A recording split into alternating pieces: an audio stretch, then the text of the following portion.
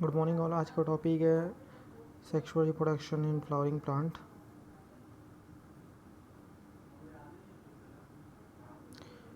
आज हम देखेंगे what is pre fertilisation and structures and events. Let's see. Hormones and structural change are initiated leading to the differentiation and development of floral primordium। Means कहना क्या चाहते हैं, जितने भी जो प्लांट हो गए, ह्यूमन हो गया, मीन्स जितने भी ऑर्गेनिज्म होते हैं उन सब में जो भी चेंजेस आती है सब आते हैं हार्मोन्स के कारण। हार्मोन्स सो उसके बाद इतने inflorescence are formed which bears floral buds and then flowers. So inflorescence क्या होता है? Inflorescence are the arrangement of flower in floral axis. मतलब इन्फ्लोरेसेंस क्या होता है कि एक लाइन होता है, ठीक, जिसमें फ्लावर अरेंज होंगे, जिसको फ्लोरल एक्सिस बोलते हैं। और जो अरेंजमेंट होता है उसका फ्लावर का, उसको बोलते हैं inflorescence. Okay, so after that we see androecium and gynoecium. Spelling mistake है गाइनोशियम की, गाइनोशियम। ओके, सो इन दोनों के डेवलपमेंट का जो डिफ्रेंशिएटेड एंड डेवलप्स, तो एक जो फ्लावर होता है, लेट्स सी हियर, देखो जो ह्यूमन बीइंग भी होता है ना, तो सबसे पहले एक जाइगोट फॉर्म करता है, उसके बाद ही वो डिफ्रेंशिएट होकर मेल या फिर फीमेल फॉर्म होता है। वैसे ही जो फ्लावर होता है, वो फ्लावर पहले एक फ्लावर ही रहता है, मीन्स एक जब बर्ड रहता है वो, उसके बाद उसमें जब डिफ्रेंशिएशन होता है। डिफ्रेंशिएशन क्या होता है? डिफ्रेंशिएशन भी एक सेल डिवीज़न का पार्ट होता है, जिसमें एक न्यू ऑर्गन बन जाते हैं, मतलब न्यू ऑर्गन या फिर न्यू ऑर्गन सिस्टम बन जाते हैं, जिसको डिफ्रेंशिएशन बोलते हैं। ओके, सो डिफ्रेंशिएशन होने के बाद जो एक फ्लावर रहता है वो या तो एंड्रोशियम बन जाता है या तो गाइनोशियम बन जाता है। एंड्रोशियम जो रहता है, androecium is a word, means it is a group of the male reproductive units, which is stamens. Okay, and gynoecium is of female. Now let's see what is stamen. Stamen consists of two part। जो stamen होता है उसके दो part होते हैं। First filament, second anther. Okay, जो filament होता है वो फ्लोरल पार्ट से कनेक्ट होता है, जैसे कि पेटल, सेपल्स, थैलेमस, उससे कनेक्ट होता है और वहाँ से निकलते के बनते हैं। एक बार वहाँ से जो एक फिलामेंट, एक जो पार्ट निकले रहता है उसको बोलते हैं फिलामेंट। और जो उसके ऊपर जो यूनिट रहता है, जो मेन जिसका फंक्शन रहता है, इसको बोलते हैं anther. Okay, that is a parts of स्टेमन। So anther is terminal bilobed structure. जैसे कि यहाँ दोस्तों देख सकते हैं, दो एक ऐसा ये बना हुआ है और एक सेकेंड ये बना हुआ है। इसको फर्स्ट लोब बोलते हैं, इसको सेकेंड लोब बोलते हैं। तो बाइलोब्ड स्ट्रक्चर रहता है एंथर का। उसके बाद फिलामेंट देखते हैं, तो filament is long slender stalk. Proximal end of the filament is attach to thalamus और पेटल्स। ओके, और जो जो एंथर जो स्टेमन होते हैं जो कि पेटल से कनेक्ट होते हैं, उसको बोलते हैं एपी पेटलस। AP petals. और जो थैलेमस से कनेक्टेड है तो उसको बोलते हैं एपी फाइलस। ये लिखने में थोड़ा प्रॉब्लम आ रहा है, sorry. O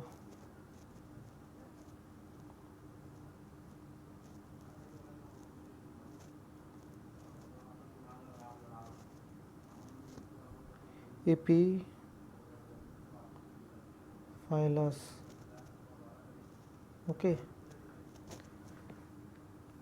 these are the major two types by which the stamens are attached to the floral part. Okay, after that we come into structure of anther. So as we know, anther is bilobed structure which have two lobes like that. Anther में दो lobe होते हैं इसकी तरह, उसे देखिए यहाँ पे anther has two lobes which is non bilobed. Each lobe consist of two theca. जो एंथर होते हैं, एंथर में टू थीका मीन्स ये टू एक दो दो स्ट्रक्चर ऐसे होते हैं एंथर में. इसको थीका बोलते हैं. That is known as dithecous. Okay, after that anther is a tetragonal in structure. जो एंथर होते हैं ना,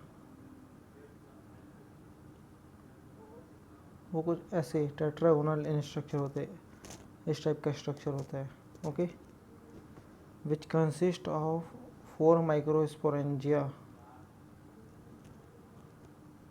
इसमें 4 माइक्रोस्पोरेंजिया होते हैं.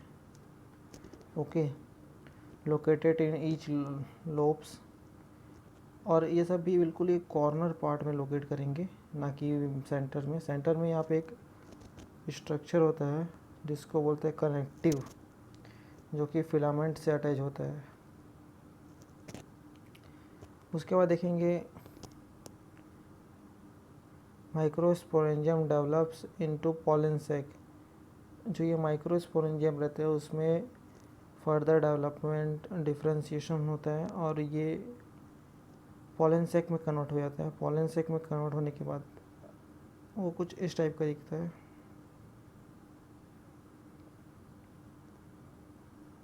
लाइक दैट ऐसे होता है ना. तो ये पॉलन सैक की ऐसे बन जाते हैं जिसमें पोलन ग्रेन स्टोर्ड रहते हैं, जो कि हेल्प करते हैं मतलब फर्दर रिप्रोडक्शन में. Here you can see pollen sacs runs longitudinally and contain pollen grains.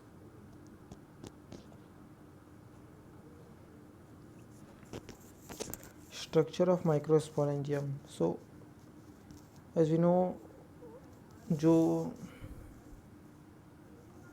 Anther होते हैं वो बाइलोब्ड स्ट्रक्चर होते हैं जिसमें 4 माइक्रोस्पोरेंजियम होते हैं. एक एक लूप्स में दो दो माइक्रोस्पोरेंजियम. सो एक माइक्रोस्पोर मतलब अब स्ट्रक्चर देख रहे हैं माइक्रोस्पोरेंजियम का. तो जो माइक्रोस्पोरेंजियम रहते हैं वो 4 लेयर्स ढके रहते हैं.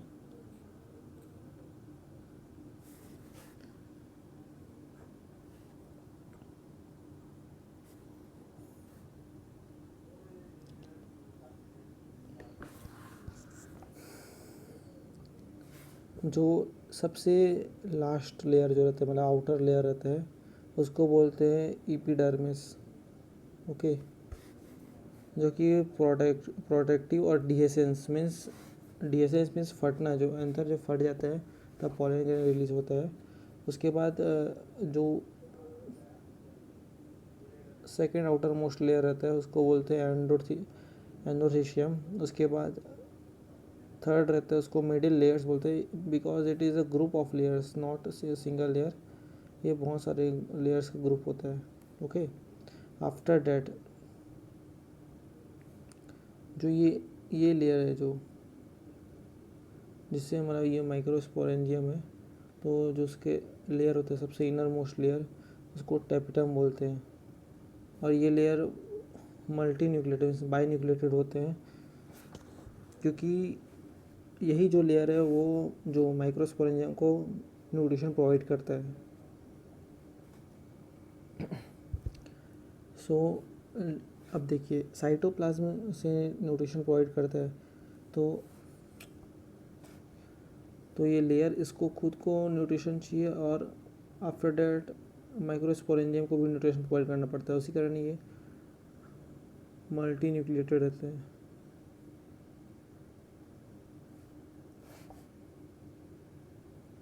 Multi nucleated after that let's see sporogenous tissue. Sporogenous tissue क्या होता है? It is completely arranged homologous cell which are present at the center of each microsporangium when the anther is young। तो जब जो anther रहता है वो new रहता है, मीन्स यंग रहता है, which is not developed which is not developed very well। so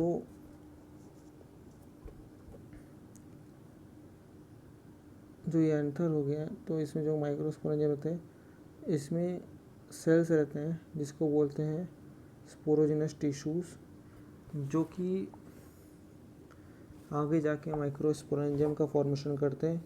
तो स्पोरोजिनस टिश्यू एक होमोलोगस में से एक सिमिलर टाइप के सेल्स होते हैं। ओके, एक स्पोरोजिनस टिश्यू 4 माइक्रोस्पोरेंजियम का फॉर्मेशन करता है। After that we will see microsporogenesis। so microsporogenesis is a process of formation of microspores from pollen mother cell through meiosis। so जो pollen mother cell होता है PMC, pollen mother cell, ये इसमें meiosis होता है। उसके बाद ये फॉर्म कर देता है माइक्रोस्पोर्स का, और एक पॉलन मदर सेल मीन्स एक स्पोरोजिनस टिश्यू PMC का फॉर्म करता है, और वो PMC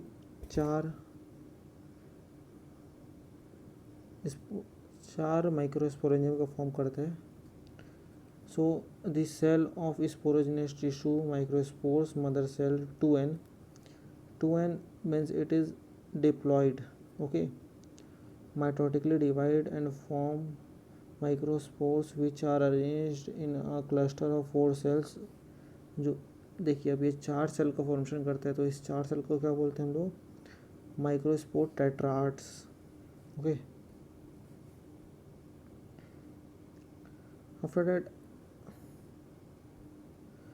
when the anther mature and dehydrate। सो देखिए अब एंथर के अंदर बहुत सारा फूड मटेरियल वाटर सब रहता है, बट जब ये ख़त्म हो जाता है और सूख जाता है तब जो एंथर की जो लास्ट जो वॉल ले रहती है वो डिहेसेंस में हेल्प करती है, मतलब फट जाती है, वो क्रैक हो जाती है। उसके बाद वहाँ से जो माइक्रोस्पोर रहते हैं मीन्स जो पोलन ग्रेन्स रहते हैं वो रिलीज़ होने लग जाते हैं, जो कि पॉलिनेशन के थ्रू फीमेल रिप्रोडक्टिव ऑर्गन तक पहुँचते हैं। उसके बाद फर्टिलाइजेशन होता है। सो when the anther mature and dehydrates, the microspore dissociate from each other and develops into pollen grain। Thousands of pollen grains formed inside the microsporangium released with dehiscence of anther। so ये 1-2 के number में नहीं होता, that is in thousands of number।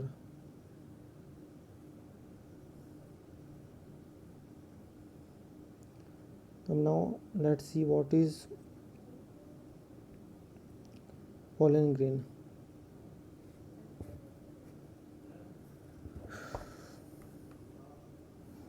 pollen grain, so pollen grain are male gametophyte, spherical in shape। ये spherical shape के होते हैं,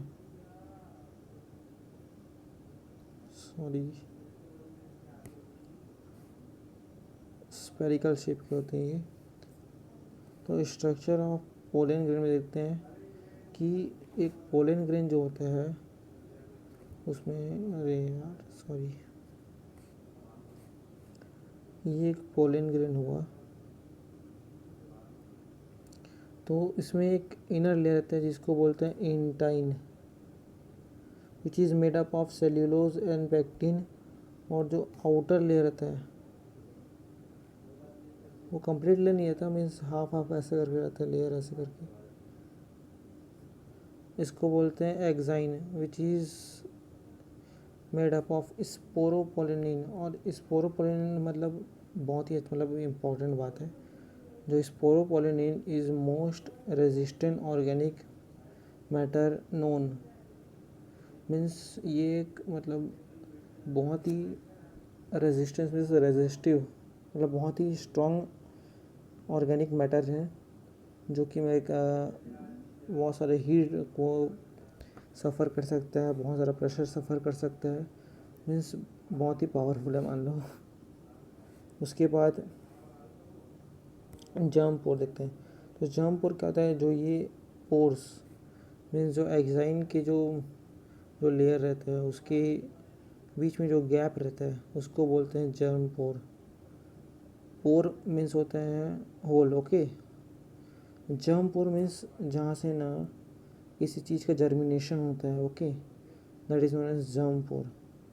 सो aperture on exine where sporopollenin is absent is known as germ pore, forms pollen tube। इसी germ पोर से pollen tube की formation होता है।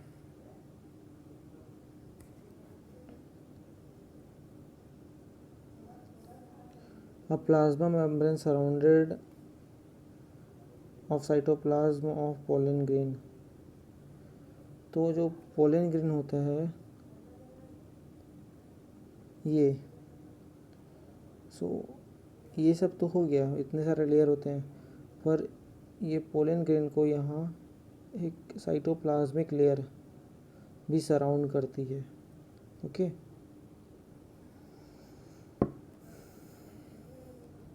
Now let's see how mature pollens are. Mature pollen consist of 2 cells. एक जो mature pollen होता है उसमें 2 सेल्स होते हैं, first vegetative, second generative, okay. तो वेजिटेटिव सेल जो होते हैं वो बड़े होते हैं, बहुत सारा फूड रिसोर्स होता है इसमें, और इसमें इरेगुलर शेप का न्यूक्लियस होता है, ओके। रिस्पॉन्सिबल फॉर डेवलपमेंट, भाई डेवलपमेंट मीन्स उसका ग्रोथ के लिए रिस्पॉन्सिबल है। तो अब ये क्यों रिस्पॉन्सिबल है, अब इसके पास ज़्यादा फूड है तो ज़्यादा फूड प्रोवाइड कर रहा है, so it is responsible for growth of pollen grain. After that generative cell, तो generative cell as compare small होते हैं, ऐसे स्मॉल, और ये syngamy means fertilisation means fusion of gametes में पार्टिसिपेट करते हैं। डेंस साइटोप्लाज्म होता है इसमें, ताकि इनके जो जेनेटिक मटेरियल उनको कोई डैमेज ना हो, कुछ हार्म ना हो उनको।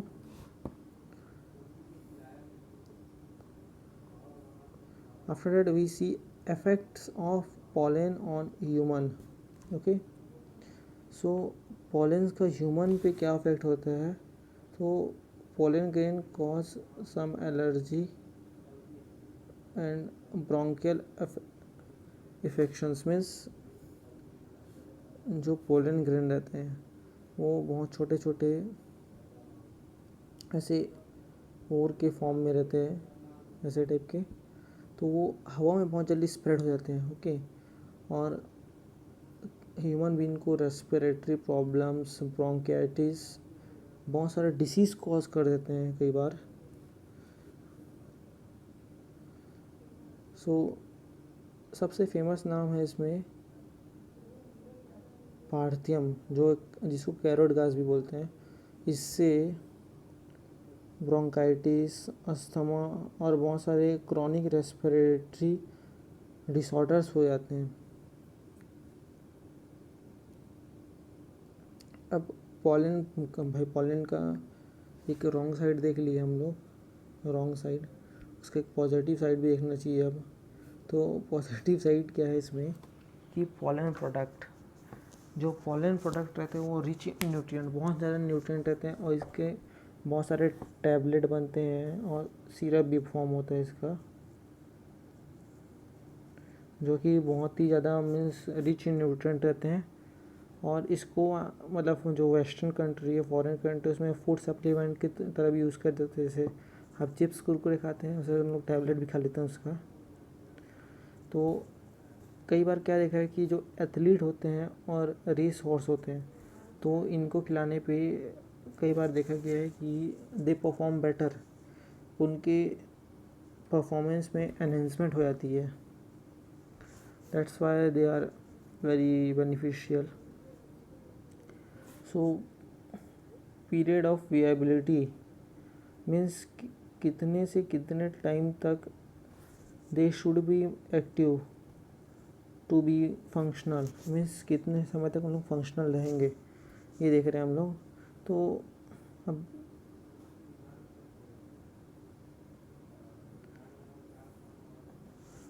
once they shed the pollen grain have to land on the stigma before they lose viability if they have to bring fertilization। देखिए, जब एक बार एंथर से रिलीज़ हुआ पोलन ग्रेन तो उसको स्टिग्मा में पहुंचना ही पड़ता है फर्टिलाइजेशन करने के लिए। और वो भी कब तक, जब तक वो अपनी विएबिलिटी लूज़ ना कर दे। और विएबिलिटी को आप वैलिडिटी समझ सकते हैं, जैसे कि आपको एक दिन में 1.5-2 इतना GB डाटा मिलता है, तो एक दिन में आपको उतना यूज़ करना रहता है। ओके, अब देखते हैं कि भाई कल आपका रिचार्ज खत्म होने वाला है, तो आप उसके बाद यूज़ नहीं कर सकते उसको। वही सेम वही बात है कि हर चीज़ का एक पर्टिकुलर टाइम होता है, समय रहता है। ठीक, अब देखो अभी पढ़ने का समय है, लेकिन आप पढ़ाई नहीं करोगे और बाद में फिर देखोगे कि आपके पास टाइम नहीं रहेगा कि आप पढ़ाई कर सकोगे। ठीक, तो वही उनका जब टाइम रहता है, उनको एंथर से निकल के स्टिग्मा में पहुंचना ही होता है। टाइम, कोई पर्टिकुलर टाइम तक, अगर नहीं पहुंच पाए उसके बाद पहुंचे तो कोई मतलब नहीं उनका। That is viability. Period of viability depend on temperature and humidity. Okay, अब देखो ज़्यादा गर्मी है, ज़्यादा टेम्परेचर है, तो उनकी विएबिलिटी लूज कम हो जाएगी। ज़्यादा ह्यूमिडिटी, ज़्यादा नमी है, जैसे कि देखिए आपको पढ़ना है लेकिन आपको ज़्यादा गर्मी लगेगी तो आप पढ़ नहीं पाओगे, ज़्यादा ठंडी होगी तो भी पढ़ नहीं पाओगे। तो एक पर्टिकुलर इन्वायरमेंट रहता है सबका। ओके, पर कुछ कुछ जो है स्पीसीज जिनके मेंबर जैसे रोजेसियाई, लेग्यूमिनेसाई, सोलानेसियाई, उनके मंथ तक भी रहता है। रोजेसियाई में देख सकते हो, रोज़ नाम से पता चल रहा है, रोजेसियाई, रोज़। ओके, फिर देखते हैं pollen grains stored, pollen grain stored bye cryo preservation. सो क्रायो प्रिजर्वेशन में क्या होता है कि जो पोलन ग्रेन रहते हैं उनको -196 डिग्री सेल्सियस में लिक्विड नाइट्रोजन में स्टोर किया जाता है फ्यूचर यूज़ के लिए। Okay, use in crop breeding programme. Now let's see what is pistil, microsporangia, embryosac. Let's see what is this. So gynoecium. Gynoecium is female reproductive part of flower. Gynoecium with one pistil is known as monocarpellary, means एक gynoecium है, means एक world of gynoecium है जिसमें एक ही pistol है, तो उसको monocarpellary बोलेंगे। बहुत एक से ज़्यादा है तो मल्टी कार्पलरी बोलेंगे। और जो पिस्टल है मीन्स देखियो, अगर मल्टी कार्पलरी है, बहुत सारे हैं और फ्री है, तो इसको एपोकार्पस बोलेंगे। और फ्यूज्ड है तो इसको सिनकार्पस बोलेंगे। Okay, now let's see what is pistil. तो जो पिस्टिल होता है उसके भी आगे पार्ट होते हैं, जैसे कि इसको स्टिग्मा बोलते हैं। जो ऊपर का टॉप मोस्ट पार्ट होता है, लैंडिंग प्लेटफॉर्म होता है ये, इसको स्टाइल बोलते हैं और इसको ओवरी बोलते हैं। ओके, और उसके बाद जो इसमें कैविटी में जो खाली स्पेस रहता है उसको ओवेरियन कैविटी बोलते हैं। और इसमें एक प्लासेंटा रहता है जो कि अंदर की जो ओव्यूल रहता है उसको ओवेरियन वॉल से कनेक्ट करते हैं, that is placenta. Ovules arise from placenta. Single ovule, देखिए कई कई जो प्लांट होते हैं तो उसमें सिंगल ओव्यूल रहता है और बहुत सारे ओव्यूल रहते हैं। जैसे एग्जांपल देखते हैं कि पपाया हो गया, वाटरमेलन हो गया। जब उसको खाने के लिए जब काटते हो तो उसके अंदर बहुत सारे बीज होते हैं, तो दैट इज़ मैनी ओव्यूल। और एग्जांपल हो गया पपाया, वाटरमेलन और आपका ऑरेंज, मतलब जितने भी जो फ्रूट है जिसमें बहुत सारे बीज होते हैं, that is many ovules. Okay, और सिंगल ओव्यूल्स में wheat, paddy, they are the example. Now let's see what is megasporangium. Okay, megasporangium, इसको ओव्यूल भी बोलते हैं। So ovule is a small structure attached to placenta.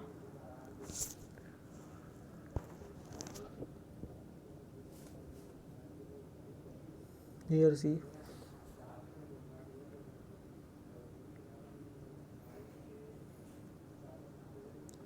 ये placenta हुआ, यहाँ से ओव्यूल अटैच्ड हो रहा है, ठीक है, लाइक दैट। सॉरी, ये प्रॉपर डायग्राम क्लियर ना, वेट अ मिनट।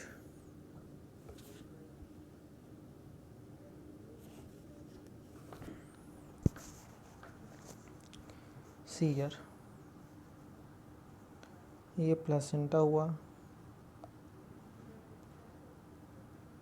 फिर ये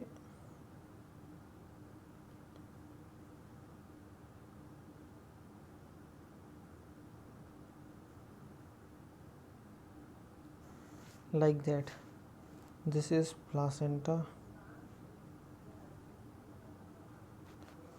this is funicle, this is hilum where they joined. Okay, these are integuments, this is micropyle, this is chalaza. Okay, so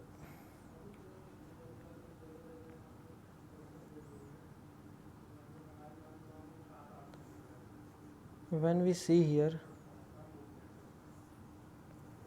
so this is a typical ovule.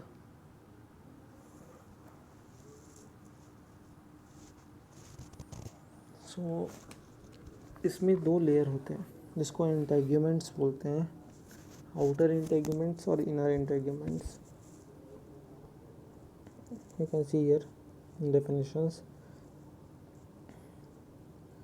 Funicle, a stack by which ovule is attached to placenta. See here. So here you see this is placenta.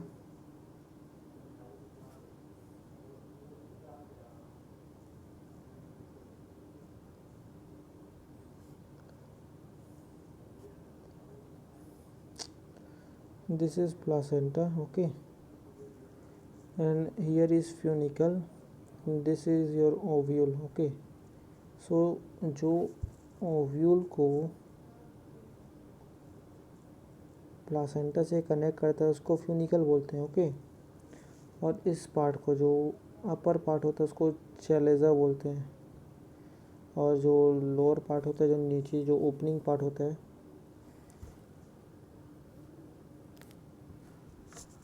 That is called माइक्रोफाइल। Now we will see about what is nucellus. Word पे confuse मत होना nucleus और nucellus में। जो nucellus होते हैं they are the fluid substance, मतलब fluid like substance होते हैं, मास ऑफ सेल होते हैं जो कि ओव्यूल्स के बीच में होते हैं। Here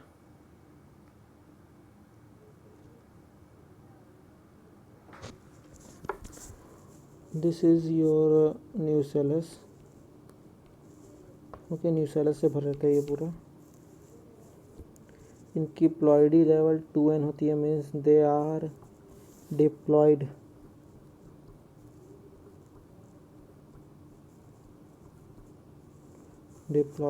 okay.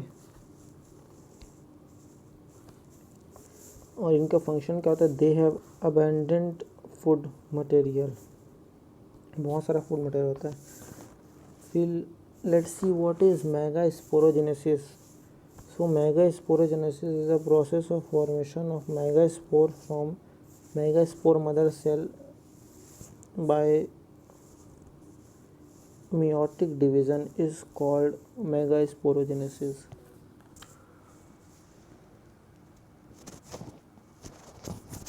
सिमिलरली देखो, जैसे माइक्रोस्पोरोजेनेसिस में जो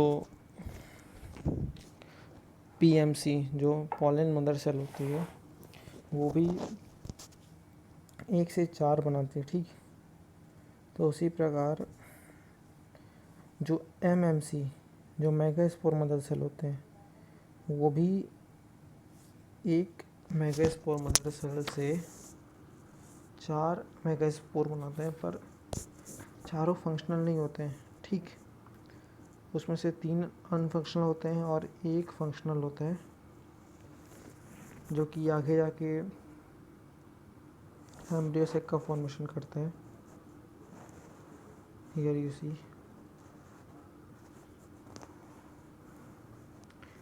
ये आपको सब नोट्स टेलीग्राम चैनल पर डाल दिया जाएगा, तो ज्वाइन कर लेना उसको। सो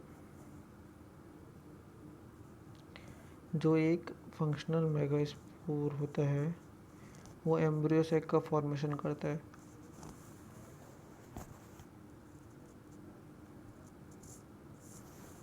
और दिस टाइप ऑफ डेवलपमेंट को बोलते हैं मोनोस्पोरिक डेवलपमेंट, जिसमें सिर्फ एक का ही डेवलपमेंट हो रहा है, बाकी का नहीं हो रहा है। Okay, so formation of embryo sac देखते हैं, ठीक। इसका पेन पेपर में अच्छा डायग्राम मतलब ओके ट्राई करते हैं इसमें बनाने का। सो सी हियर,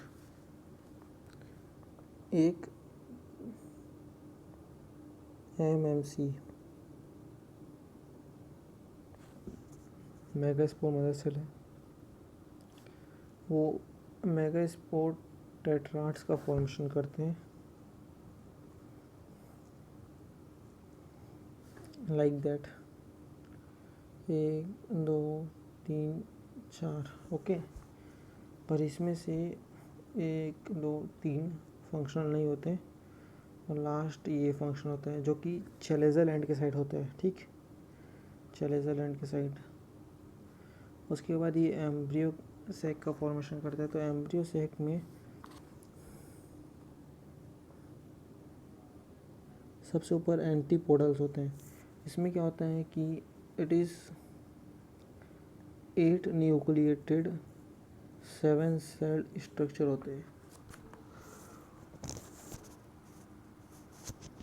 अब क्यों इसको 8 न्यूक्लिएटेड 7 सेल स्ट्रक्चर बोलते हैं? बिकॉज इसमें 7 सेल होते हैं और 8 न्यूक्लियस होते हैं।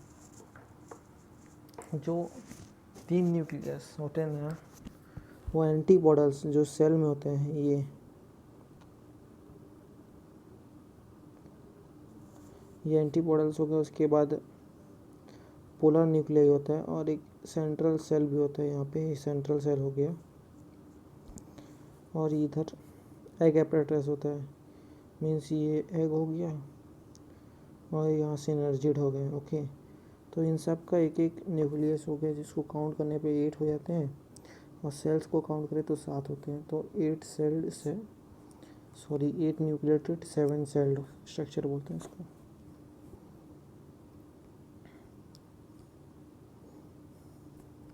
सो let's see what is the structure of embryo sac. तो एम्ब्रियो सैक में सबसे पहले 3 एंटीपोडल्स होते हैं, ठीक।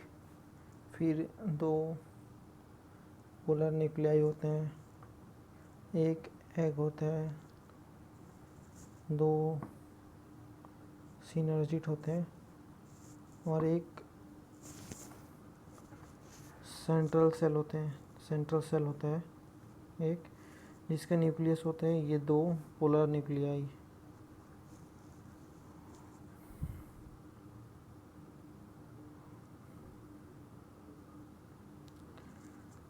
So we will continue our class of pollination from next lecture. Okay, so thank you, bye.